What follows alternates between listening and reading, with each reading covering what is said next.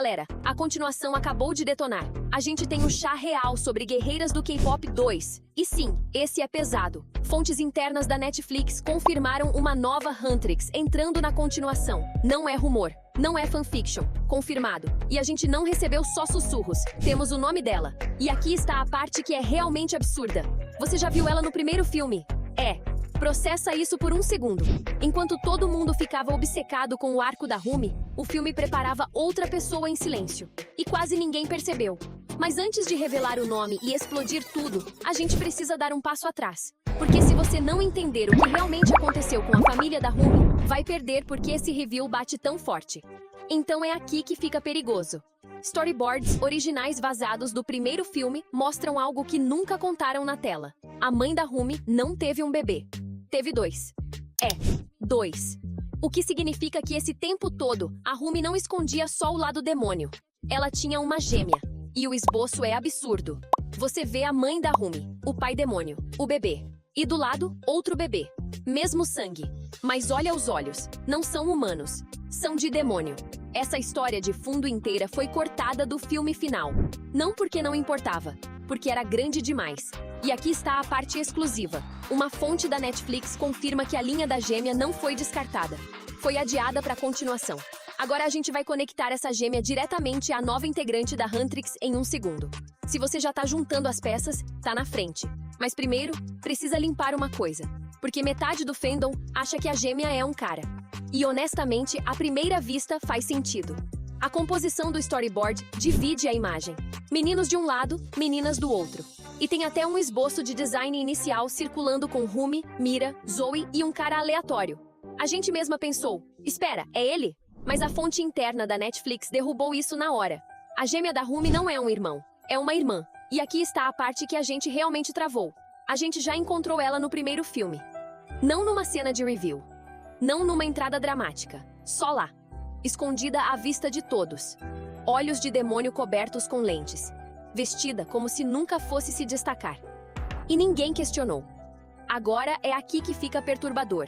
A fonte da Netflix não só confirmou que a gêmea existe, confirmou algo pior. Você já viu ela na tela. E não vai dizer quem é. O primeiro filme não é estável, é em camadas. O que significa que cada cena que você achava emocional pode ter sido estratégica. Então, antes de falar o nome, e a gente vai falar, tem uma pista que você precisa rever agora. Idol Awards. Aquela cena no palco quando a Rumi trava. Quando a Zoe e a Mira não são a Zoe e a Mira. São Sadia Boys, disfarçados, usando os rostos delas. Deixa essa informação bater. Porque esse momento não foi só uma virada. Foi uma regra. Demônios conseguem se disfarçar de qualquer pessoa. O que significa que a partir daquele momento, cada close-up para de ser seguro. Agora volta pro storyboard. A gêmea da Rumi confirmada como demônio. Então se faz uma pergunta desconfortável. E se a gente não deveria procurar outra menina na multidão? E se deveríamos questionar a própria Rumi? Não sósias, impostoras.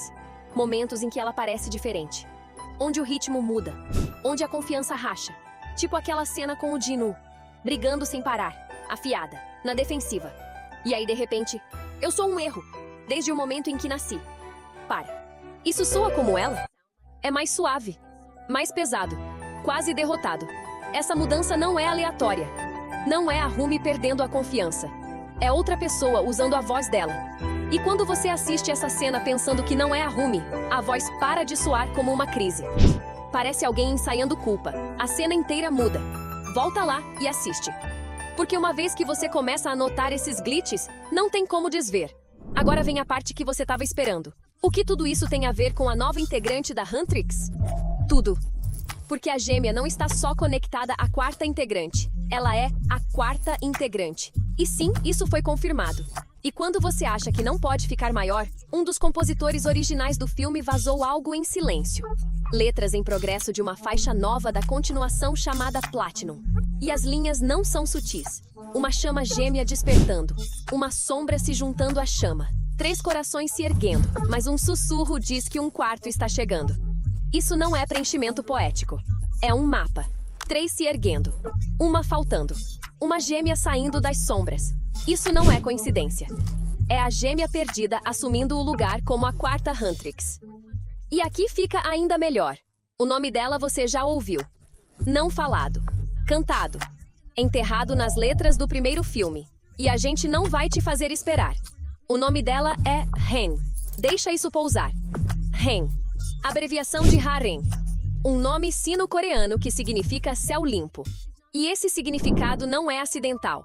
Se você acompanhou a estrutura da Huntrix, já sabe que essa formação nunca foi aleatória. Espelha os 4 guardiões da mitologia do leste asiático. Tigre branco do oeste, dragão azul do leste, tartaruga negra do norte, pássaro vermelho do sul, o arco da Rumi, energia do tigre branco, a postura de luta da Zoe, dragão azul, a armadura da Mira, peso, poder enraizado, tartaruga negra. O que sobra? O céu, o pássaro de fogo, a fênix. O que se ergue para o céu? O que queima e volta? Ren, céu limpo. Ar, a guardiã que faltava. E de repente, a formação não é de 3, sempre foi 4. Mas olha isso, o simbolismo não para aí. Os criadores já confirmaram algo que a maioria perdeu. Cada integrante da Huntrix não é só uma guerreira, é um elemento. Rumi, fogo. Faz sentido. Meio demônio. Neta do Guimá, sempre queimando forte demais. Zoe, água. Fluida, adaptável. Cada movimento flui como uma corrente. Mira, terra. Armadura pesada, postura firme. Aqui absorve o impacto. O que sobra?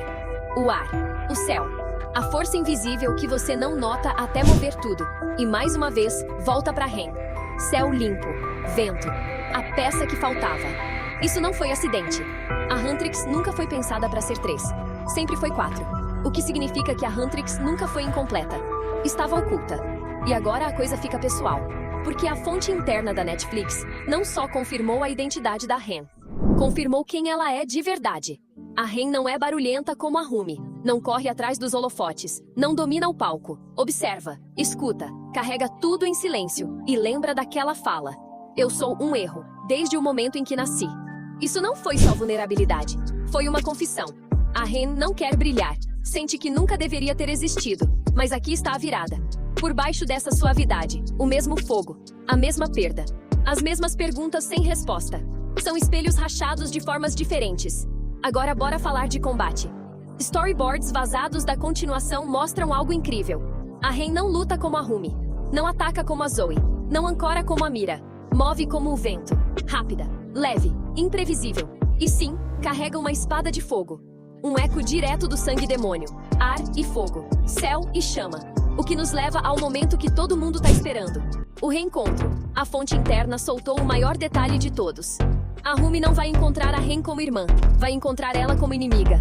A Ren está disfarçada, lutando contra a Huntrix. E ninguém, nem a Rumi, sabe quem ela realmente é. Até a máscara cair. E ficarem cara a cara pela primeira vez desde que nasceram. Pensa nisso. Sua maior inimiga resulta ser sua gêmea. E a parte mais assustadora. A Rumi pode já ter lutado contra ela sem saber. E aí tudo despedaça. Obviamente o plot completo tá trancado mais firme que o salão do trono do Guimá. Ainda tá em evolução. Mas aqui está o que a gente sabe. Storyboards vazados mostram a Ren lutando ao lado da Huntrix. Não contra elas. O que significa que as irmãs se reconciliam no fim. Mas antes disso, vai ficar feio. E por falar em feio, pode se preparar, Guimá. Porque agora é pessoal. E antes que você pergunte, sim, o Guimá é o avô delas. Se isso acabou de reformatar o seu cérebro, clica no vídeo na tela agora. Porque a verdade sobre a família da Ren e da Rumi é mais sombria do que tudo que você ouviu. Os pais delas não estão mortos, não foram embora. Não do jeito que o primeiro filme fez você acreditar. E vai por mim. Só esse review já muda a continuação inteira. A gente tem informação exclusiva direto da Netflix. Pode até ser um dos criadores. É tudo que a gente vai falar. A gente não tá a fim de ser banido. Então fica ligado. Se inscreve e assiste esse breakdown. Porque quando Guerreiras do K-Pop 2 chegar, você vai querer ter sabido disso primeiro.